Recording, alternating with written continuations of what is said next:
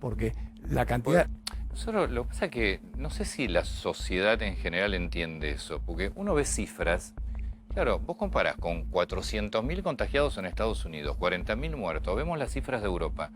Cuando dan las cifras recién, Rodis estaba dando las últimas cifras de hoy, creo que eran 2 o 3 muertos nada más. 2 muertos. ¿Y cuántos contagiados nuevos? 102. 102. Entonces, claro, Entonces la gente se confía. parece que no, Pero también uno yo, piensa, pero entonces está pero, vacía la... pero yo invitaría a la gente que vaya mirando, porque no hay nada Se que... está atendiendo mucha Claro, gente. primero que se está atendiendo muchísima más gente que la gente que sale como confirmada. Muchísima más, obviamente, porque es cierto que 15%, lo dijeron muy bien los profesionales, están dando positivo y un 85% está en el sistema y da negativo y se va a la casa.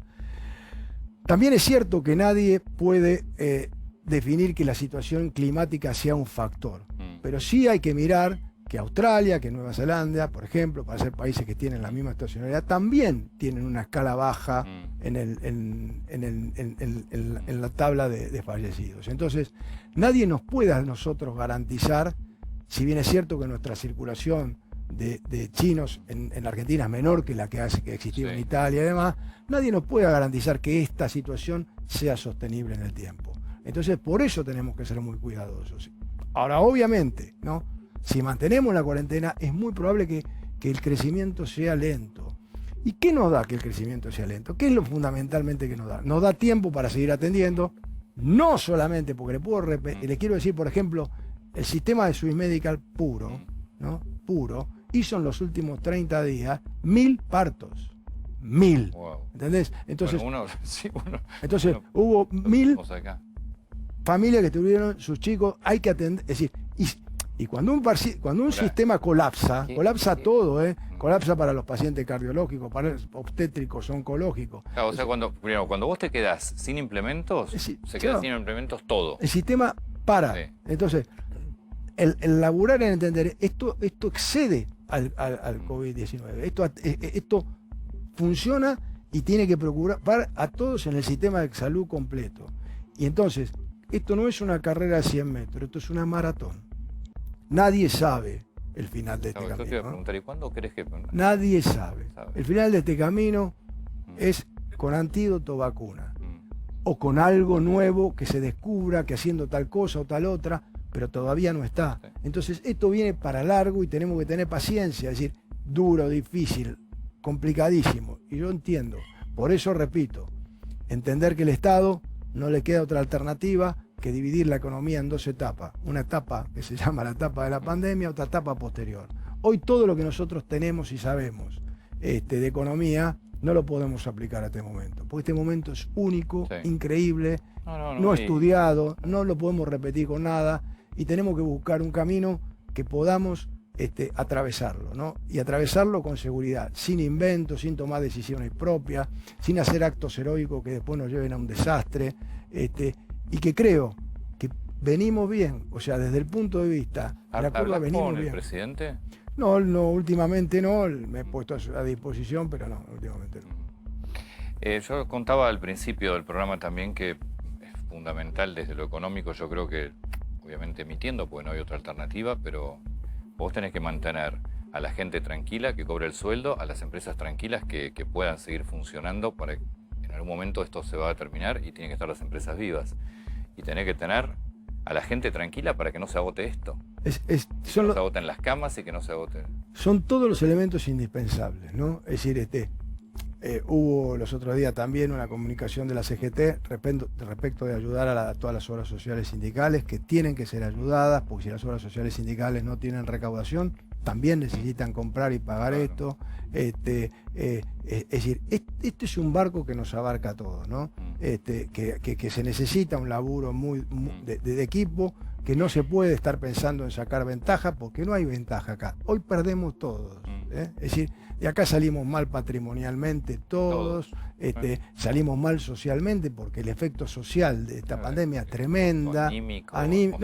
Pero como lo digo, los partos en soledad, los velorios en soledad, la imposibilidad de no poder acompañar a un amigo en la enfermedad, es decir, la tenés completa. Esto te sacó todo, ¿no? Esto es increíble. Esto es un drama. Esto, como yo digo, si te lo ponen en una película, en una serie de Netflix, cambiás porque decís, esto es mucha fantasía.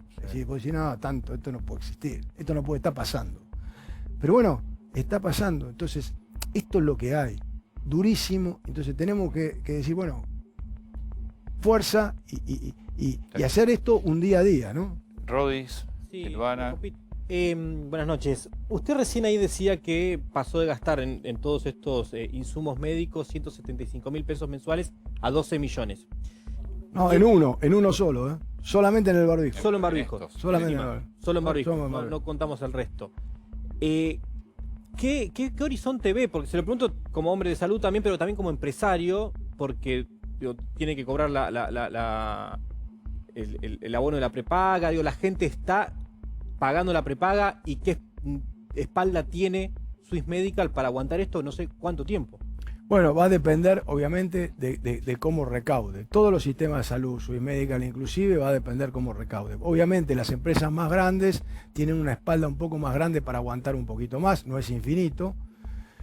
Debo decir que en el sistema, no solamente en Swiss Medical, en el sistema los socios individuales están haciendo esfuerzo para pagar la cuota. Hay que ver cómo reaccionan las empresas, eso es una cosa que todavía no podemos conocer, y por eso el apoyo del Estado, porque esto exige recurso permanente, ¿no?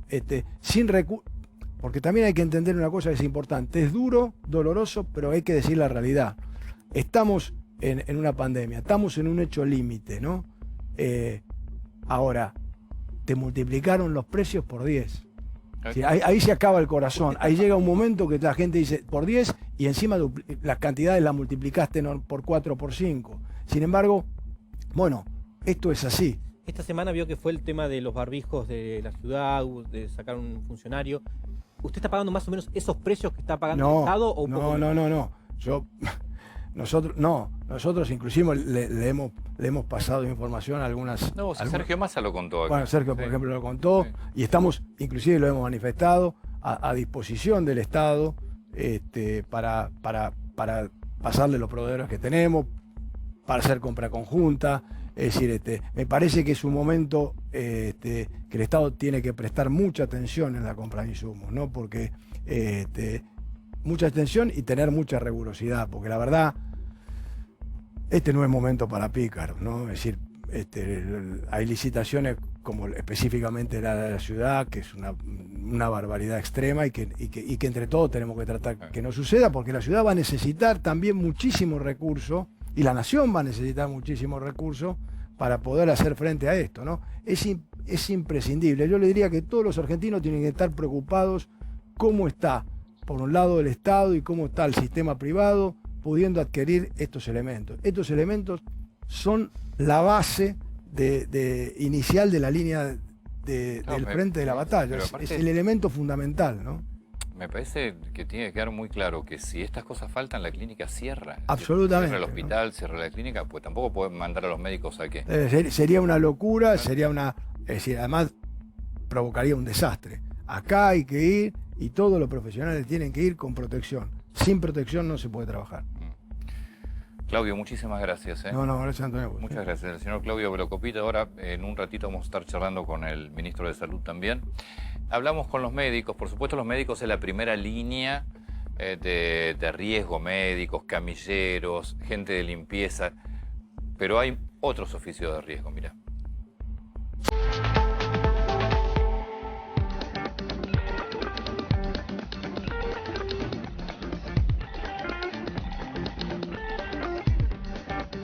Oficios en riesgo que jamás pararon, como por ejemplo el veterinario, contacto con humanos y con animales permanentemente. Ahora lo que hacemos, una sola persona con el animal, por más que vengan 2 o 3, bueno, quedan afuera del consultorio o afuera de la veterinaria. Necesitamos el apoyo del dueño, tanto para la sujeción como para dejarlos tranquilos que los vamos a estar revisando. Mientras me acerco a la cara, ninguno habla, uno no le puede revisar la boca de lejos. Lo que estamos haciendo en estos momentos es mantener a los veterinarios mayores de 60, que son fundamentales para la clínica, en quirófano. Entonces es una manera de resguardarlos y de reducir el contacto con la gente. Tenemos alcohol líquido y lavandina para limpiar todo lo que tocamos, y con el tema de pasajeros la cantidad que está viajando es mucho menos.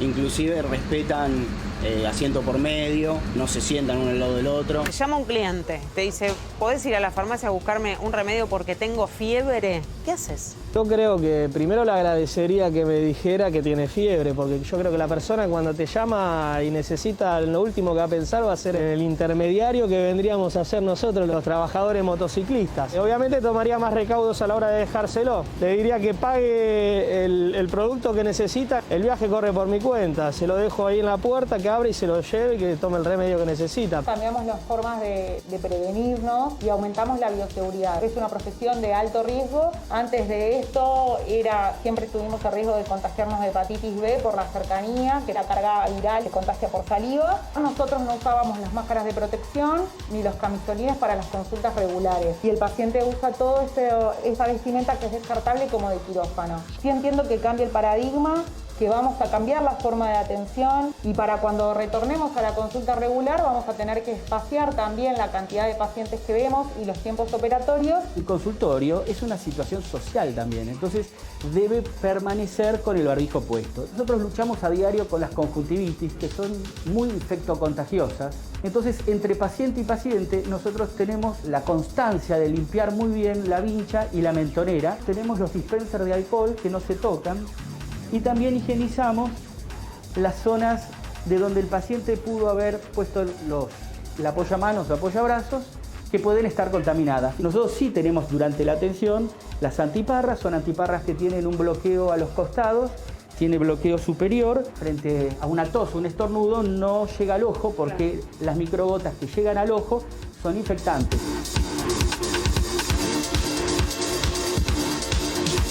¿Dudaste en seguir trabajando con todo esto del coronavirus? No lo dudé. Estas luces, acá, allá hay más, y toda esta luz va encendida todo el tiempo. Estas luces son ultravioletas, más la pintura con la que está, digamos, una pintura de última generación, con la que está pintado el habitáculo, hacen que cuando vos tengas todo cerrado, se esterilice el ambiente. Con el equipo puesto todavía, higienizo cualquier zona de contacto que haya tenido el paciente con hipoclorito 10A1, con un paño. No es que lo froto, sino que hago un efecto de barrido y queda esterilizado 100%. Mata bacterias y obviamente mata virus, que es lo que estamos ahora combatiendo. ¿Cambió algo en vos en cuanto a conciencia de que estás poniéndote en riesgo y que además podés trasladar ese riesgo a tu casa, a tu familia? Yo tengo dos nenes chiquitos. Están en cuarentena estricta. Mi único temor, hago este trabajo hace mucho tiempo, vi muchas cosas. Mi único temor es llevar el bicho a mi casa. ¿Cómo le va, ministro? Buenas noches, gracias por atendernos. Buenas noches. Lo escucho muy bajito, no sé. A ver si puedo subir. Pero... ¿Usted me escucha bien? Nada. Ahí está, perfecto. Claro, la primera pregunta que me encantaría hacerle, hablamos hace un ratito con algunos de los médicos que conforman este comité de expertos que trabaja junto a ustedes. La sensación lo que nos dicen es que todo va muy bien en la Argentina. Ahora, ¿hay algún horizonte de algo o esto es seguir así día a día? No, hay un plan estratégico y hasta ahora viene funcionando bien y felizmente además está por debajo de lo que era nuestro pronóstico, digamos, más exitoso. Eso no quiere decir nada porque esto es un tema largo, recién está comenzando, pero sí quiere decir que en el mismo tiempo, desde que apareció el primer caso, si usted quiere contar así, sí, o desde que tomamos las medidas desde la suspensión de las clases, de las cuarentenas, hay varias maneras de mirar y evaluarnos y nosotros nos evaluamos de todas ellas. Claramente nosotros tenemos un resultado, yo ni siquiera digo mucho mejor, yo digo mucho menos peor que lo que le ha ido a otros países, probablemente porque hemos aprendido la experiencia, de los errores, probablemente porque hemos logrado convocar a toda la comunidad médica, científica, no solo estos expertos que son extraordinarios lo que vienen haciendo, son muchos ellos, sino en todos los aspectos tenemos expertos. Por ejemplo, ahora hay grupos de expertos, que son otros, que no son los que ustedes vieron, que están haciendo los protocolos para cada una de las cosas que empezamos lentamente a poner en marcha como una nueva fase de un plan estratégico, como le dije. Ahora, si usted me pregunta, ¿y cuándo termina eso? Y yo le digo, mire, cuando los números nos indiquen que realmente estamos en condiciones de empezar a decir que estamos llegando al final. Pero hoy, para hoy, sería una irresponsabilidad decirlo. Lo que sí vamos a hacer día a día, todo lo que creamos correspondiente, hasta ahora nos viene viniendo bien, venimos bien acompañados por toda la sociedad ha entendido que esto es por el bien de todos, y eso me parece fundamental, pero claramente tampoco va a ser igual en todo momento, porque nosotros también entendemos que tampoco no se puede mantener una situación social de cuarentena permanentemente, ni se puede tener paralizada en términos absolutos a la economía. Y como además nuestro país es muy grande, tiene muchas realidades distintas, hay países donde la realidad epidemiológica es totalmente distinta, hay provincias que no han tenido casos, hay provincias que han tenido muy pocos casos, hay ciudades que no han tenido casos, y eso no es lo mismo que lo que está pasando en otros conglomerados, donde no solo han tenido muchos casos, sino además tienen ya claramente circulación comunitaria, es decir, la forma en que se contagian no es por los importados o por los directos contactos de los importados. Entonces, son distancias distintas, no va a ser una sola receta, pero va a ir cambiando la receta en la medida que nosotros vayamos haciendo cosas y mirando lo que pasa con ello, ¿no? Ministro, el tema de los testeos es un tema que siempre ha estado en debate, que tal vez hay pocos casos, pues en realidad se testea poco, que para abrir un poco más la cuarentena es fundamental testear más. ¿Cuál es la posición oficial de eso?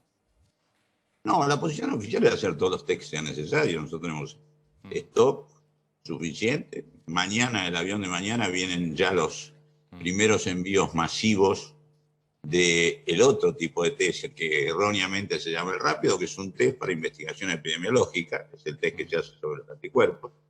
Y con ahí ya tenemos diseñando las muestras según región, porque van a ser desarrollos muestrales, para ver qué grado de circulación hay del virus en esta nueva etapa, vuelvo a decirlo, que es cuando decidimos que era donde se tenían que aplicar. Así que en ese sentido, vuelvo a decir, venimos cumpliendo con el plan estratégico y seguramente la semana que viene van a empezar los testeos masivos sobre la población general con fines ¿Qué es un testeo, no para diagnóstico? ¿Qué es un testeo masivo, ministro? ¿Qué es un testeo masivo? Es decir, ¿cómo se toman las muestras, por ejemplo, de ese testeo?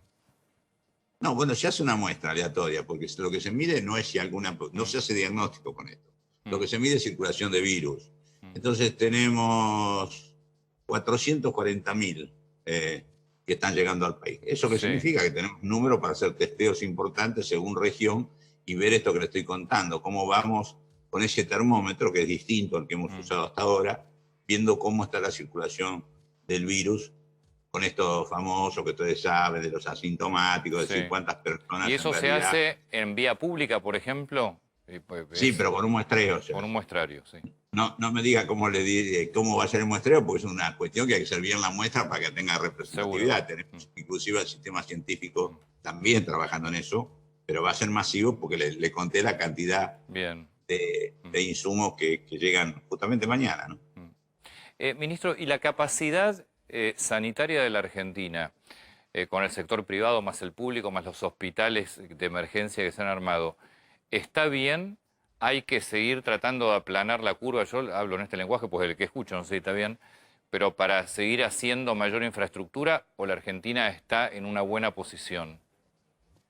No, la Argentina está en una muy buena posición en cuanto a la capacidad operativa de su sistema sanitario, público y privado. Yo vengo diciendo que desde el principio que esto tiene que tener una coordinación y todos los recursos tienen que tener un sentido público. Y esto se está cumpliendo, ya en muchas provincias están los comités organizados de manera tal de trabajar de esa manera. Le cuento, por ejemplo, las camas críticas. Las camas críticas son las camas de cuidados intensivos. Esas son las camas que además tienen respiradores. Es un porcentaje muy pequeño de las personas, pero que algunos tienen que ir ahí. Sí. Nosotros hoy en la Argentina tenemos vacías 4.300 camas críticas y tenemos ocupadas por otras patologías algunas, pero por el coronavirus 131 personas. Es decir, hay una capacidad de expansión de esto, que si a esto le sumamos, que por ejemplo, en las últimas 2 semanas que empezamos a distribuir respiradores, y yo no conté en el número de camas disponibles respiradores, esto que le voy a contar ahora, fueron enviados 655 respiradores, y toda la semana va un número importantísimo que se distribuye equitativamente entre todas las provincias. Es decir, la capacidad operativa del sistema es todavía para responder con muchísimo, pero también le digo una cosa, todos los sistemas del mundo, lo digo con contundencia, sistemas que han tenido relaciones de unidades de cuidado intensivo y respiradores mucho mejores que las de otros países, por ejemplo la ciudad de Nueva York, porque es una ciudad que atiende demanda de todo el mundo, o sea que tenía mucho más de esto para lo que eran los que son sus habitantes, sino para atender a los que venían de afuera.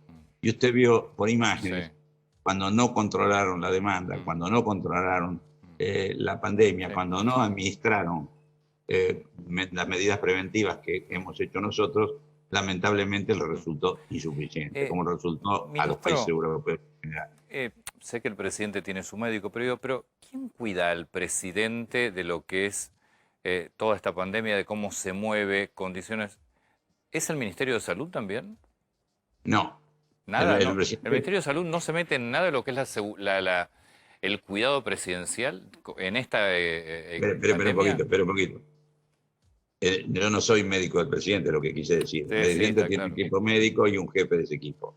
Lo que nosotros hicimos para Olivos como para Rosada es el protocolo de qué debe hacerse, es decir, cómo deben quedar pocos empleados, cómo debe trabajarse con respecto al entorno del presidente, cómo debe cuidarse los lugares donde está el presidente, cómo debe limpiarse todo el sistema, es decir, todas las medidas de prevención protocolarmente funcionales en las que hemos trabajado junto con, además, el jefe de los equipos médicos, que además particularmente es un amigo mío, que tenemos un diálogo muy fluido. Pero sí, lo cuidamos. Lo que pasa es que a veces el presidente también tiene muchas ganas de compartir con la gente y a veces un poco en voz baja uno le dice que no se ponga tanto, que no esto, bueno. Y él trata de hacerlo, pero también es cierto que a veces me dice no puedo no dar el ejemplo de estar con la gente y bueno. Es una controversia. Pero todo el protocolo sanitario de lo que es Olivos, Casa de Gobierno, todo eso es armado por el Ministerio de Salud. Vuelvo a decir, sí, nosotros hicimos el borrador, se lo mandamos a Presidencia y a Olivos y es el que está funcionando como tal. Ministro, cada actividad que se reabre, mañana van a empezar otras actividades, fue analizada por el Ministerio de Salud, más allá del visto bueno, por supuesto, que da el jefe de gabinete. Salud determina cómo tiene que realizarse.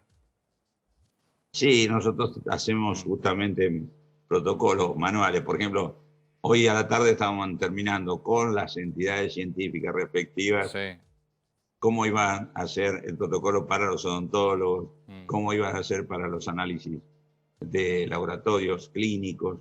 Es decir, algunas de las actividades que empiezan reguladas, porque está regulada la distancia, regulada el número de pacientes y regulados los seguros y los cuidados que tienen que tener las dos partes, tanto quien concurre al servicio como quien brinda el servicio. Ministro, ¿cuánta gente en toda la Argentina y en todo lo que es el sistema público-privado, obras sociales, cuánta gente trabaja en el sistema médico hoy volcada en el COVID-19? No, el sistema es una cifra que nosotros la hemos trabajado porque obviamente el gobierno nacional está otorgando un beneficio a todos los trabajadores sanitarios, sean públicos o privados, que tengan vinculación con esta pandemia. Ahí estamos en un número entre 650.000 y 670.000, pero es un gran número y tiene, por supuesto, una alta calificación. El 70% proviene de la universidad, por eso hay que cuidarlo muchísimo y por eso, además de cuidarlo, estamos con este, como le dije antes, incentivo económico, porque finalmente la mayoría no tiene que ir a trabajar y justo a este personal le estamos diciendo no solo que trabaje, sino que trabaje con un cierto riesgo mayor que el resto, ¿no? Ahora, ¿el ingreso de médicos cubanos es porque no hay médicos o hay médicos, pero por supuesto siempre mientras ayuden está bien, pero... No, nosotros hemos estimulado, en el caso de todos los médicos, nosotros hemos trabajado con las universidades, por ejemplo, para que muchas personas que están recibidas pero que no terminaron los trámites del título sean habilitadas y estamos trabajando en eso.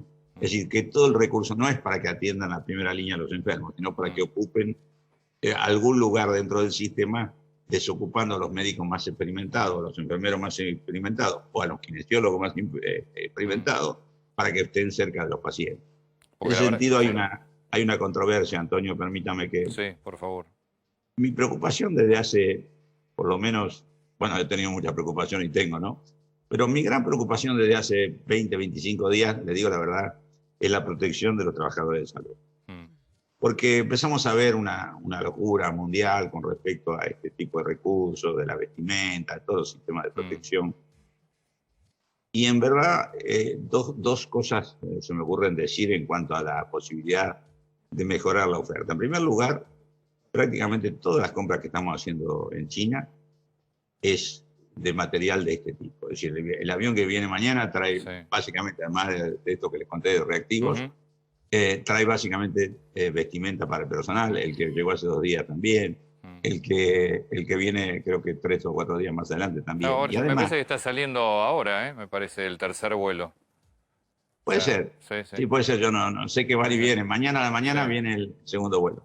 Pero le contaba a Antonio que además el avión de mañana, el que llega mañana, trae equipos de fabricación de barbijo, que es uno de los temas críticos. Bueno, para producir acá. A su vez, para empezar a producir acá. A su vez, también hay toda la industria textil que puede hacer algo que sirva, aunque a veces hay telas especiales donde los estadios últimos no se pueden fabricar, por ejemplo el N95.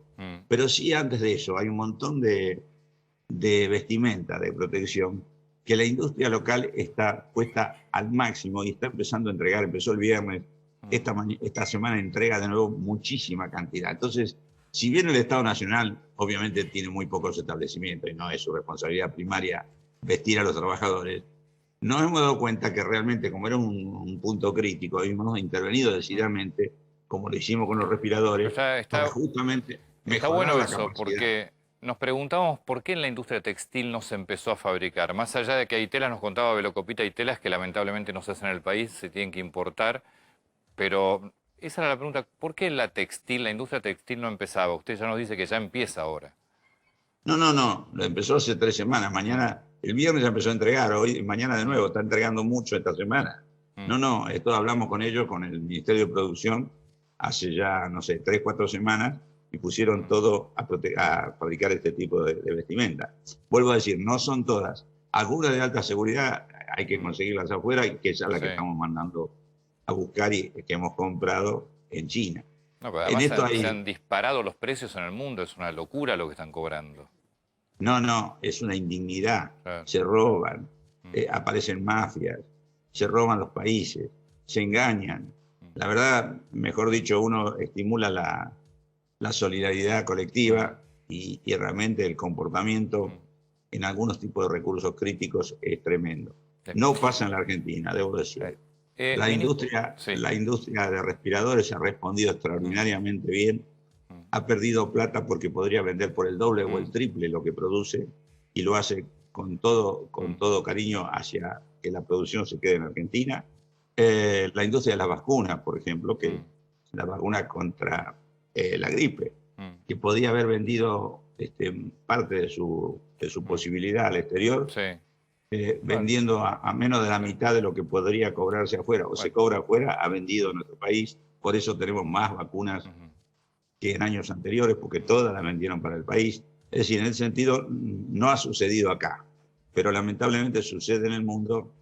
Y bueno, y en esto aparecen falsos vendedores, aparecen gente que dice que tiene lo que no tiene, y aparecen inclusive España ha gastado 400 millones de euros en comprar cosas que no sirvieron para nada, también de China, de falsos fabricantes. Así que en el mundo lamentablemente pasa eso. España 486 millones de euros, usted dijo bien. El Reino Unido creo que más de 300 millones. Es y todo para tirar a la basura.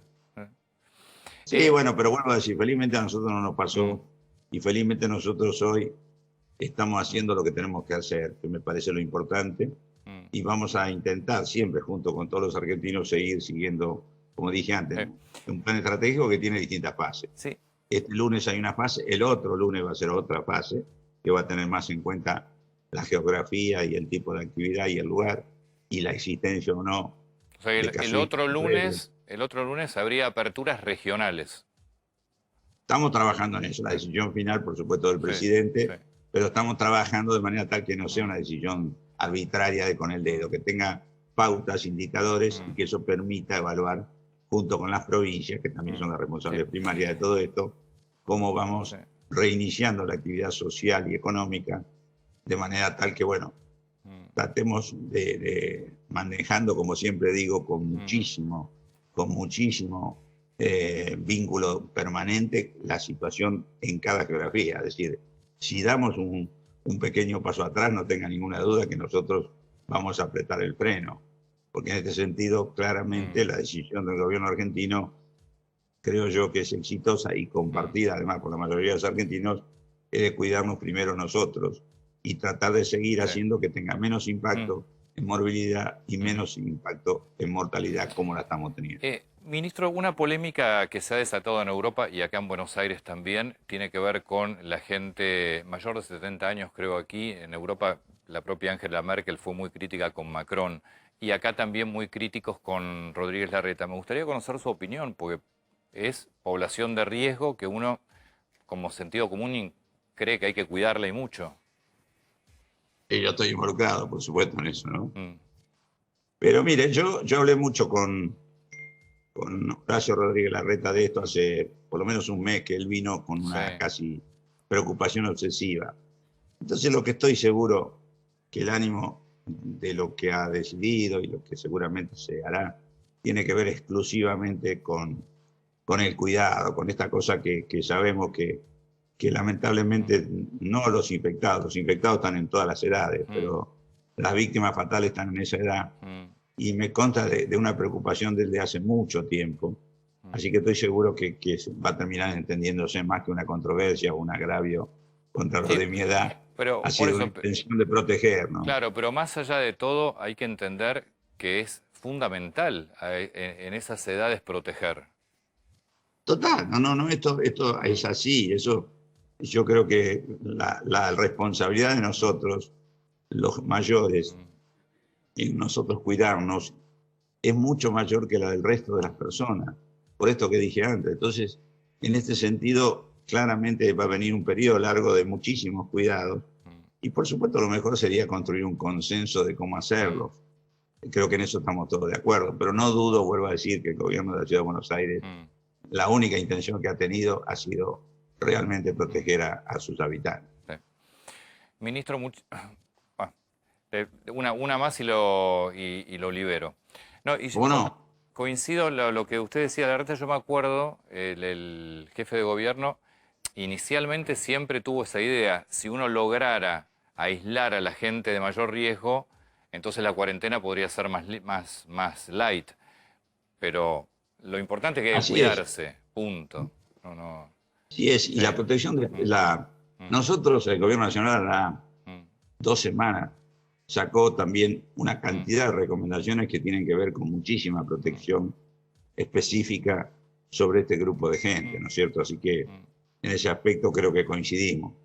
Posiblemente lo que ha pasado en estos días se resuelva y volvamos a defender todos una idea colectiva, que es cuidémonos todos, pero principalmente a lo que podrían ser las víctimas más duras, ¿no? Bueno, lo último ahora sí. Mañana hay una serie como 3 últimas, ¿eh? 3 últimas, bandido. Mañana hay actividades que se liberan.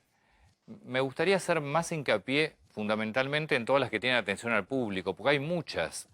Por ejemplo, laboratorio de análisis clínico y ópticas, eso va a ir por turno, pero lo que es rentas, cobro de impuestos, lo que es todos los pagos extrabancarios, que básicamente son las empresas en donde hay un 40% más de la gente que va a pagar servicios e impuestos que los paga en efectivo.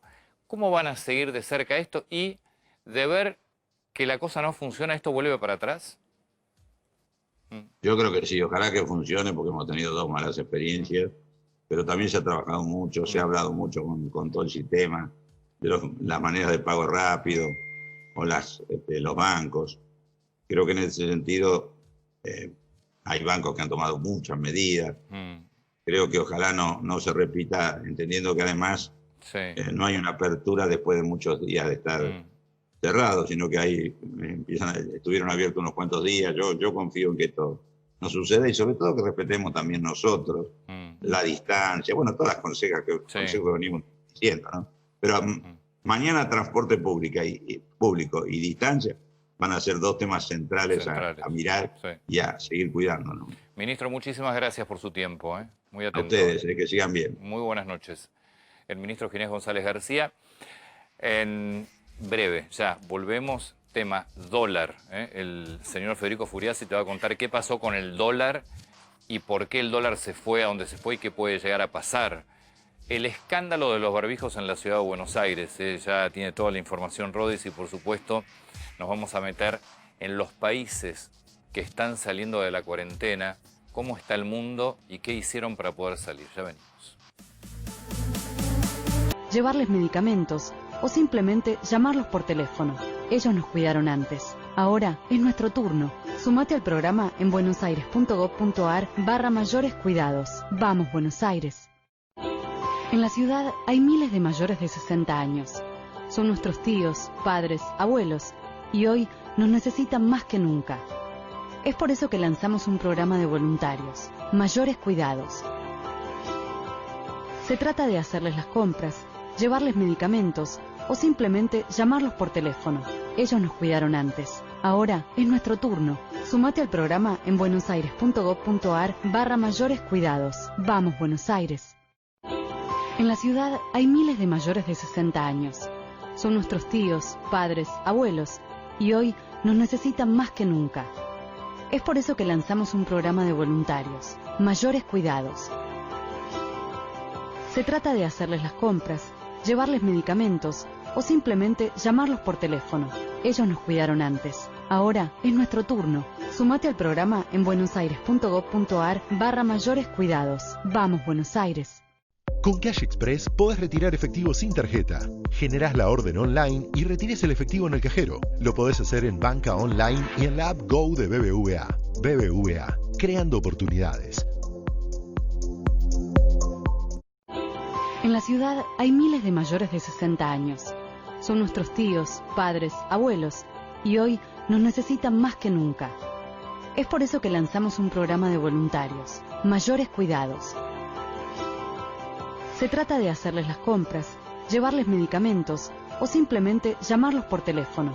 Ellos nos cuidaron antes. Ahora es nuestro turno. Sumate al programa en buenosaires.gov.ar/mayores cuidados. Vamos, Buenos Aires.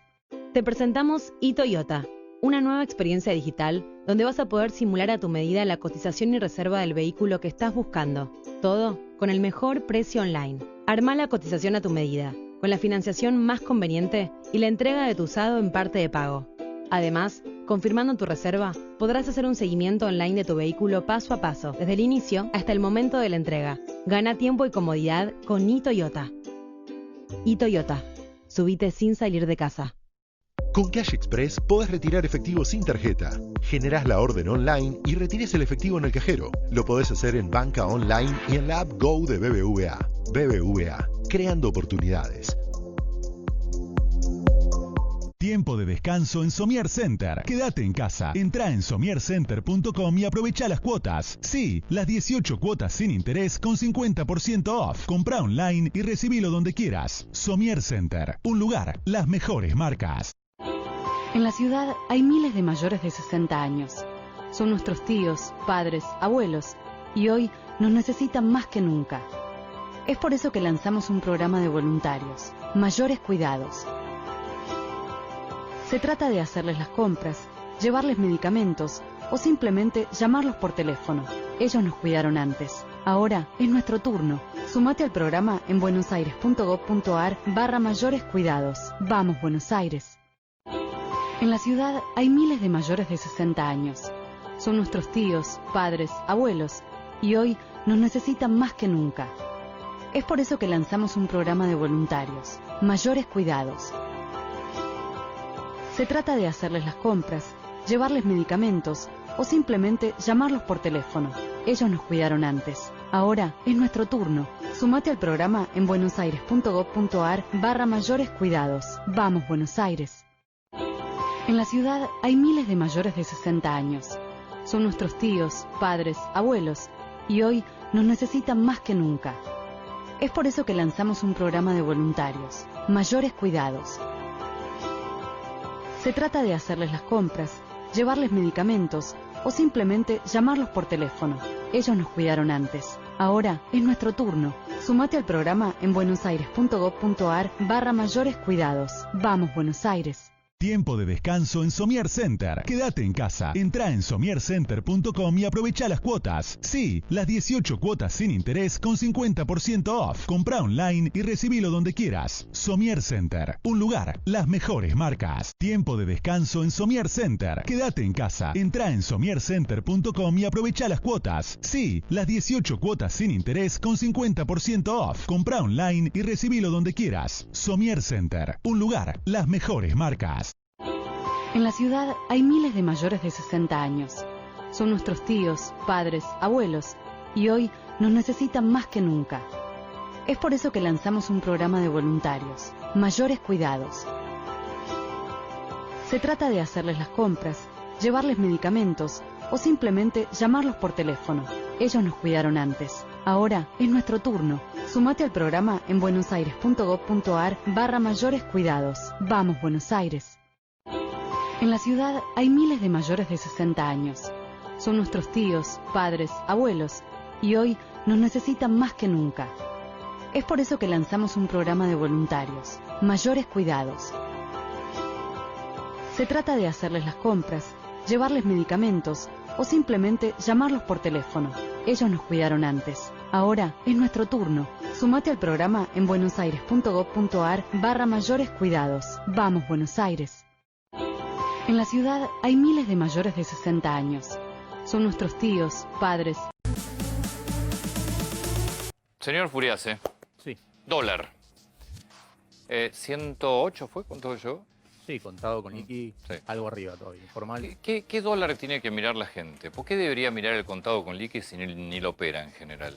Porque si el dólar paralelo, cualquiera fuese, ¿no? Contado con liqui, informal, sigue subiendo y se aleja tanto del dólar oficial, todos nosotros que estamos acá perdemos referencia al dólar oficial y miramos el otro, porque en algún momento, la historia argentina, el dólar oficial se acopla al dólar paralelo.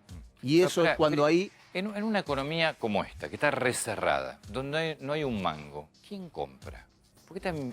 ¿Quién compró para llevar a 108, 109 el dólar? No importa, tenés empresas que pidieron crédito a tasas muy bajas y en vez de pagar salarios salen por el dólar informal. Fíjate que estás en el peor de los mundos.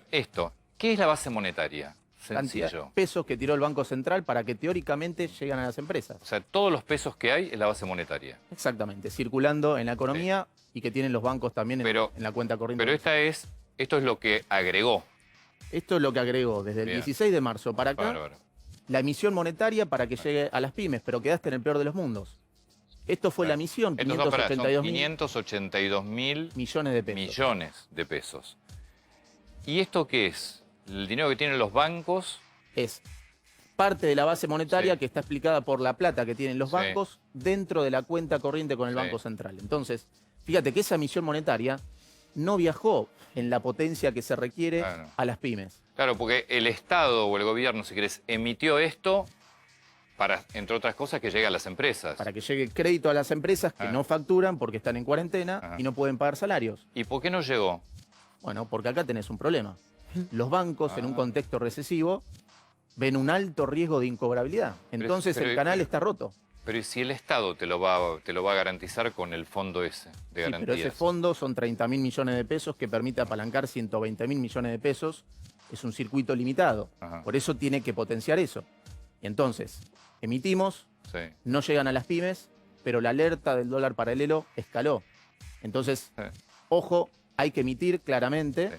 Pero vos siempre dijiste que hay que hacer como un pase, un bypass. Un bypass. Bypass monetario, es decir, la emisión monetaria tiene que llegar directamente acá. Bueno, atención, porque esta semana nos podemos enterar que va a haber un bypass monetario. Tiene toda la lógica. Y hay que mirar, entre otras cosas, por ejemplo, al ANSES. Exactamente. Porque no puede, lo que no puede el Banco Central es depositar en las cuentas de la gente. Ese es el punto. Entonces, tenés que de alguna manera primero resolver el tema de las garantías de los bancos y si no hacer un bypass y que el dinero llegue directamente. Pero controlando que esa emisión monetaria, nosotros no somos Estados Unidos. Los pesos vas a correr contra alimentos, entonces, contra el dólar. Hay que emitir, pero tenés que negociar la deuda. No puedes ir al default. Lo de la deuda tiene que salir bien porque si vamos al default es mucho más probable que toda esta emisión monetaria pase factura rápidamente contra pobreza, bolsillo del consumidor. Fede, muchas gracias. Por favor. Ya no...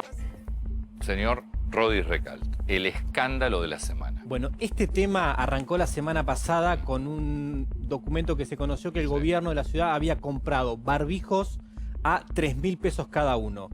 Este tema fue tratándose en la semana y nos encontramos ayer con que hicieron renunciar a un funcionario. Eso de renunció, lo renunciaron. O lo renunciaron. Sí. En verdad, no es que, no sé si él tomó conciencia de lo que había pasado y dijo, bueno, Horacio le presentó la renuncia, pero bueno, renunció un funcionario en base a este escándalo de los escándalos. Este hombre tiene que ver con otro caso que es también renunciado ayer. Es el presidente del ente de turismo, se llama Gonzalo Robredo, y lo echaron porque, renunció, perdón, insisto con esto, porque digo que en la política nunca se sabe si te echan. Este es el señor de los barbijos. Y este es el señor de los barbijos. Este es José Barbijo. Que es Montovio, Nicolás Montovio. ¿Qué pasa con los barbijos? ¿Qué pasó con los barbijos, Antonio? Pagaron una fortuna. Pagaron una fortuna, pero no fue solamente ese caso. Hubo otra compra que es la que te vamos a mostrar hoy, donde hubo un sobreprecio de 200 millones de pesos. La semana pasada, el caso... Sobreprecio de 200 millones de pesos. Sí, ¿y por qué lo vamos a explicar? Hubo tres compras. Tiene que ser la empresa 1 la primera, porque la empresa 1 es la que se llama... Acá tengo los documentos de la ciudad. Hubo 3 compras de barbijos.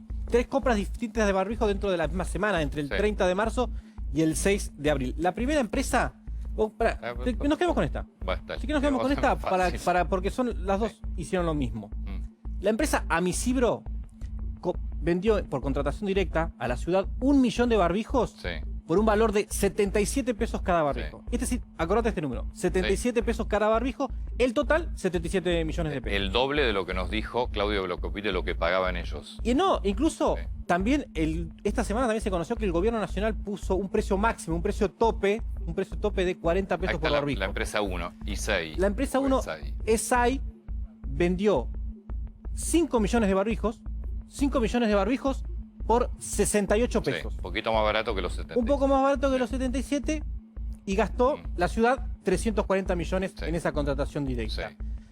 Estas dos empresas dijeron en el contrato que firmaron con la ciudad que iban a comprar los barbijos a una empresa que se llama Dimex. Dimex. Esa empresa también le vende a la ciudad. Es decir, para un cachito, a ver si Es decir, que la empresa le compró a una empresa que a su vez le compraba a otra empresa que también le vendía a la ciudad. Exacto. Estas dos primeras empresas, lo único que hicieron... ¿A qué se dedican esas dos primeras intermediarias. Empresas? A tecnología, no venden barbijos. Claro, actuaron de intermediarias. Exacto, solamente se dedican a intermediar. Bueno, esas dos empresas le compraron a esta empresa que se llama Dimax. Bueno, ahí pagaron lo mismo que nos contaba Velocopit que paga él. Y esta empresa a la ciudad de Buenos Aires se lo vende también a este precio, 35 pesos cada barbijo. Bueno, en esta licitación con el gobierno. Es decir, que la ciudad sabía que este precio existía en el mercado con esta empresa a la cual le compraban a nosotros dos. Hicimos la cuenta, nosotros, de la diferencia que hay entre un barbijo y el otro, que es la tercera placa, donde vemos cuánto hubiera gastado la ciudad de Buenos Aires si hubiera comprado todo a la misma empresa. La compra de 6 millones de barbijos, total salió 417 millones de pesos. Perfecto. La diferencia con los barbijos a 35 pesos 207. Es 207 millones. Este es el sobreprecio que se pagó en la ciudad de Buenos Aires. Ahora, ¿hay alguna relación entre cada una de las empresas? No, ninguna. Son todas de distintos dueños. Son todas de distintos dueños. ¿Cuánto hubieran podido comprar por estos 207 millones?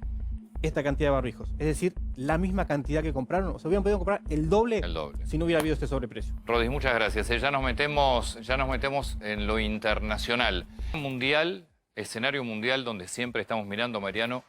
Esta semana que empieza va a haber algunos países, sobre todo en Europa, que van a empezar a salir de la cuarentena. Pero contame cómo está el mundo. Bueno, España e Italia sigue siendo, en Europa siguen siendo muy complicados. Claramente, o sea, viendo así los números, marean, hasta asustan, te diría, en algún punto. Hay que prestar atención a por qué Alemania, por ejemplo, porque se mencionó bastante en el programa, con casi la misma cantidad de casos confirmados que sus vecinos, o sea, tiene alguna diferencia, obviamente con Italia, con España, con Francia es un poquito menos, tiene una tasa de mortalidad muy menor, mucho más baja. Y ahí es donde se cruzan dos variables que hay que entender, que son las que nos hablan estos números. Por un lado, sistemas de salud y cómo están funcionando a nivel internacional, si sufrieron recortes o no durante los pasados años, y liderazgo político frente a estos sistemas. Vemos el caso de Alemania, coinciden ambas variables en un eje que es beneficioso. Contame, a ver, de Europa, contame España. Bueno, España es el caso con mayor tasa de mortalidad por ahora, pese a que todavía tiene... Sin miras de abrir la cuarentena España, ¿no? España quiso abrir. Abrió esta semana que pasó 2 millones de puestos de trabajo a industrias. Sí. Estamos hablando de un gobierno de Pedro Sánchez que es un gobierno más bien débil todavía, o sea, es un gobierno con una oposición que lo acompañe en algunas de las medidas que estuvo dictaminando, y así como hay presiones en todos los países, también hay presiones en España para que algunos sectores se abran nuevamente. El problema con España fue que tomó medidas demasiado tarde y era vecino con Italia. España por ahora no puede abrir su economía. Y después, bueno, yo miro los liderazgos, como decís, España débil, Italia también complicado, Merkel muy fuerte en Alemania. Ahora, Trump en Estados Unidos también tiene un liderazgo fuerte y sin embargo es un escándalo lo del COVID en Estados Unidos. Sí, bueno, ahí Antonio, tenés un tema que es interesante, que es también cómo funcionan los sistemas federalistas, ¿no? O sea, estamos hablando de Estados Unidos, donde un sistema de federalismo fuerte quiere decir que hay gobernadores que deciden sobre sus estados. Y Trump tuvo una conducta bastante errática con respecto al coronavirus. Digo, se rió primero, después dijo, evidentemente es una pesadilla, y se enoja sobre todo porque los gobernadores no le hacen caso. Pero además dice que quiere abrir ahora. Claro, él quiere abrir. Finalmente terminó negociando que se abra en el transcurso de aquí a junio, mediados de junio, por etapas. Pero finalmente les dijo a los gobernadores, ustedes lo van a hacer al modo que ustedes quieran. En su momento, cuando por ejemplo California, que es la principal economía, que hoy está presentando una curva bastante chata, 40 millones de habitantes viven ahí, casi la Argentina vive ahí, en ese estado. Se enojó mucho Trump porque el gobernador, que es demócrata, no le hacía caso y el gobernador demócrata fue el primero que decidió cerrar la economía. Ahora Trump está entendiendo que, evidentemente, California no estuvo tan errado en su conducta. Bueno, me queda 15 segundos, me decís en 15 segundos, pero ya no, Brasil. Brasil es otro caso de federalismo fuerte, en el cual tenemos un presidente que elige todavía desconocer, a diferencia de Trump, el impacto que tiene el coronavirus. Hay gobernadores que están peleando, casualmente San Pablo, la principal economía, es una gobernación que era aliada, pero que frente a estas circunstancias, como le está pegando, decidió pararse frente a Bolsonaro. Y en el medio, un ministro de Salud que fue renunciado también. Bueno, y esto es lo que el mundo no quiere ver, ¿no?